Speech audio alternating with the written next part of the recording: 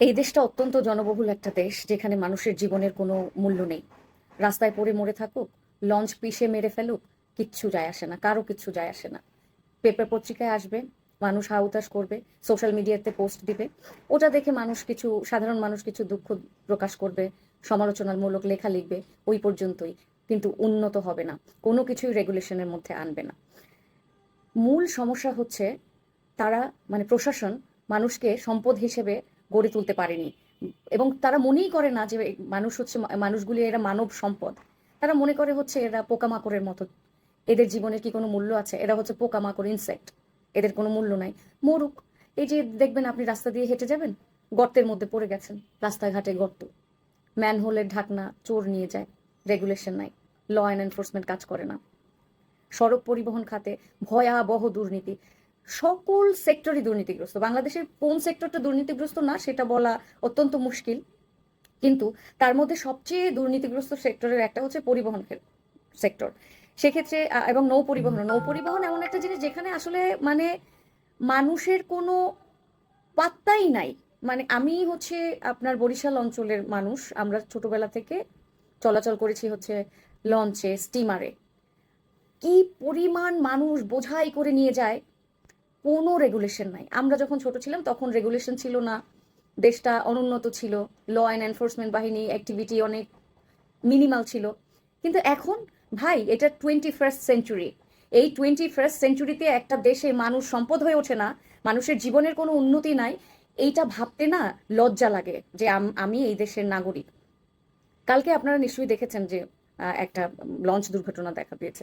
মানে লঞ্চগুলি একটার গায়ের উপরে আরেকটা থাকে। আপনারা যারা সদরঘাটে গিয়েছেন এবং এই জিনিসটা এক্সপেরিয়েন্স করেছেন, আপনারা নিশ্চয়ই দেখবেন লঞ্চগুলি এইরকম একটার সাথে একটা মিশে থাকে, কোনো ডিস্টেন্স থাকে না।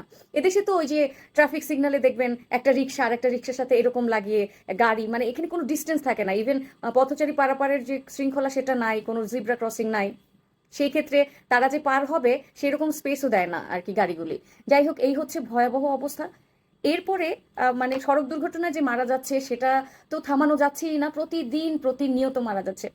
আমরা ট্রেন দুর্ঘটনা দেখছি, মানে এই ঈদের সময় কতগুলি দুর্ঘটনা দেখলাম, যে ট্রেনটার দুর্ঘটনা, রাস্তা মেরামত হচ্ছিল, সেটা জানে না ট্রেনটা যে চালাচ্ছে, বা কোনো সিগন্যাল দেওয়া, ওটাকে থামানো, কিচ্ছু নাই। মানে কতটা অনিয়মের মধ্যে চলছে, সেখানে কি পরিমাণ মানুষ হতাহত হয়েছে সেটা তো আপনারা নিশ্চয়ই সোশ্যাল মিডিয়াতে দেখেছেন, নিউজ পেপার, টিভিতে, সংবাদে দেখেছেন। এরপরে সড়ক দুর্ঘটনা, সেটা নিয়ে সড়ক পরিবহন মন্ত্রী, তিনি এমন একটা সড়ক পরিবহন মন্ত্রী পেয়েছে যেটা বিএনপির জন্য অত্যন্ত লজ্জাজনক। ওনার কথাবার্তা শুনলে খুব বিরক্ত লাগে। মানে গত গত আর কি টার্মে যেরকম কাদের ছিল, যাকে সবাই মিলে ট্রোল করে তাকে কোট আন কোট কাউয়া কাদের বলতেন, কারণ তার কথাবার্তা ছিল অগোছলো। তো বিএনপি কেবল ক্ষমতায় এসেছে, ও আরেকজন শফিক ছিলেন, তাকে মানুষ কোট আন কোট ডাস্টবিন শফিক বলতেন, যা ইচ্ছে তাই বলতেন। এই মানুষটা, এই সড়ক পরিবহন যে মন্ত্রী, ওনার কথাবার্তাও যা ইচ্ছে তাই। এখানে নিউজ পেপারে, এই যে বিজনেস স্ট্যান্ডার্ডেও আমি আজকেও দেখলাম যে একেবারে স্পষ্টত দেখা যাচ্ছে যে বেশি ভাড়া নিচ্ছে। ঈদ, কোরবানি বা যে কোনো অকেশনের সময় যে বাংলাদেশে বেশি ভাড়া চার্জ করে, এটা তো নতুন কিছু না ভাই।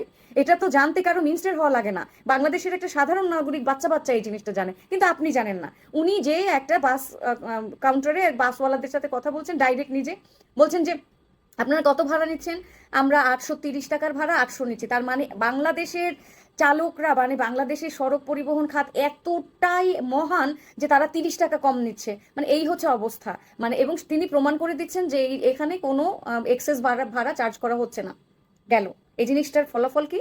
এই জিনিসটার ফলাফল হচ্ছে তিনি তাদেরকে প্রোটেক্ট করছেন, জনগণকে না। সরকারের দায়িত্ব হচ্ছে জনগণের হয়ে কাজ করা, জনগণ যাতে ভোগান্তিতে না পড়া। কিন্তু এখানে কি হচ্ছে, এই যে সড়ক পরিবহন খাতে যারা সিন্ডিকেট আছে, সেই সিন্ডিকেটকে রক্ষা করা, সিন্ডিকেটকে আরো স্ট্রং করা। এবং উনি যদি এই মন্ত্রণালয় থাকে, তাহলে আমি বলে দিলাম এই মন্ত্রণালয়ের কোনো উন্নতি হবে না। কারণ বাংলাদেশের যেই খাতগুলিতে সবচেয়ে বড় সিন্ডিকেট, সেই সবচেয়ে বড় সিন্ডিকেটের একটা হচ্ছে সড়ক পরিবহন খাতে, যেখানে কিনা আপনার আহ, সব বড় বড়, আমরা জানতাম যে সব আমলা, মন্ত্রী, মিনিস্টার, এরা হচ্ছে এদের নিজেদের হচ্ছে ব্যবসা আছে, এরা নিজেরা জড়িত এই সিন্ডিকেটের সাথে। সব সরকারের মন্ত্রীরা আমলারা জড়িত থাকে, যার কারণে এই সিন্ডিকেটের কোনো উন্নতি হয় না। আপনি দেখবেন রাস্তার মাঝে বাসগুলির অবস্থা তো দেখেছেন, যে সেই বাসগুলি ভাঙা চূড়া, পেছনে ইন্ডিকেটর নয়, সে কোন দিকে যাবে জানে না। আমার মানে আমাদের ড্রাইভার বলছিলেন, আমাদের স্কুলের ড্রাইভার বলছিলেন যে ম্যাডাম, আমি তো জানিই না যে সামনের যে বাসটা সে কোন দিকে যাবে, সে তো ইন্ডিকেটর দিচ্ছে না, তাহলে আমি চালাবোটা কিভাবে? এই হলো অবস্থা এখন।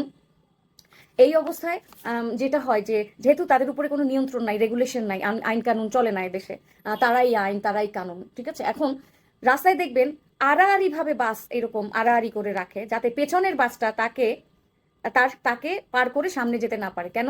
কারণ হচ্ছে পিছনের যে বাস আছে সে যেন যাত্রী নিতে পারে না। এখন দুর্গতিটা আপনি দেখেন, পিছনে লাইন দিয়ে গাড়ি দাঁড়িয়ে থাকে, হর্ন দেয় ভয়াবহ, মাথা ব্যথা হয়ে যাবে যে পরিমাণ হর্ন। আচ্ছা, নয়েজ পলিউশনের কথা তো এদেশে কেউ বলেই না, কারণ মানুষের ওই কনসাসনেসই নাই যে এত নয়েজে মানুষের যে মেন্টাল হেলথে প্রভাব ফেলে, তার বিভিন্ন রকমের অসুখ বিসুখ হতে পারে, তার যে বিভিন্ন রকমের মানে মুডের পরিবর্তন হয়, রাগ বেড়ে যেতে পারে। দেখবেন রাস্তায় সবাইকে গালিগালাজ করছে, ড্রাইভাররা একে ওকে গালিগালাজ করছে। কেন করছে? কারণ হচ্ছে তাদের মেজাজটা এমনি অসম্ভব খারাপ থাকে। এনিওয়ে, এই হলো অবস্থা। আর্টিফিশিয়াল জ্যাম তৈরি করে রাখা হয়, বাসগুলি আর্টিফিশিয়াল জ্যাম তৈরি করে। অটো রিক্সা, যে কোনো রিক্সা, তারাও মার্কেটের সামনে দেখবেন জ্যাম তৈরি করে রাখছে, কেউ কিছু বলার নাই, কোনো রেগুলেশন নাই, কোনো ল নাই, কোনো এনফোর্স নাই, nobody cares. Who cares? Ichamati free primary school. এই দেশ হচ্ছে একটা মবের মুল্লুক ছিল গত 18 মাস, এখন একটু মব কমেছে, এখন মবের মূল্য। তো কালকে যে ঘটনা দেখলাম, নৌ পরিবহন মন্ত্রীর এই ব্যাপারে আরো সোচ্চার হওয়া উচিত, ওইখানে এক্সট্রা এনফোর্সমেন্ট বাহিনী দেওয়া উচিত, পুলিশ দেওয়া উচিত। যেহেতু লঞ্চ মালিক পক্ষ এই জিনিসটা মেনটেন করে না, লঞ্চ মালিক পক্ষ যত যাত্রী পায় তত পয়সা তাদের দরকার যাত্রী, তাদের আপনার জীবনের কোনো মূল্য নিয়ে তাদের চিন্তা নেই। আপনার জীবন তাদের কাছে কিছু না, আপনার মতো 100 এখানে মরে থাক, তাতে কিচ্ছু যায় আসে না। আপনাকে আপনার জীবনের কথা ভাবতে হবে। এখানে যে যাত্রীরা নিজেদের কথা ভাবে না, তারাও লাভ দিয়ে এদিকে সেদিকে রেলিং দিয়ে ওঠে এবং নিজেদের জীবনকে তারা রিস্কি করে। এর কারণ কি? বিদেশে কোনো দেশে এইটা হবে না। কারণ কি? ওখানে মানুষের বিহেভিয়ারাল সাইকোলজি যে সেটা আগে থেকেই নিয়ন্ত্রণ করা, যে আপনি লাইন দিয়ে যাবেন, সুন্দর করে উঠবেন, কারণ আপনি নিয়ম ভাঙতে পারবেন না। নিয়ম কেন ভাঙে না? যে আপনি নিয়ম ভাঙলে আপনার ফাইন হবে। তো এই যে ময়লা যে কোনো জায়গায় ফেললে ফাইন হবে, এই ভয়ে বিদেশে কেউ ময়লা ফেলে না। তাহলে এই যে লঞ্চের ওঠার ব্যাপারটা নিয়ন্ত্রণ করা, এটাও কিন্তু আইন প্রণয়নকারী সংস্থার।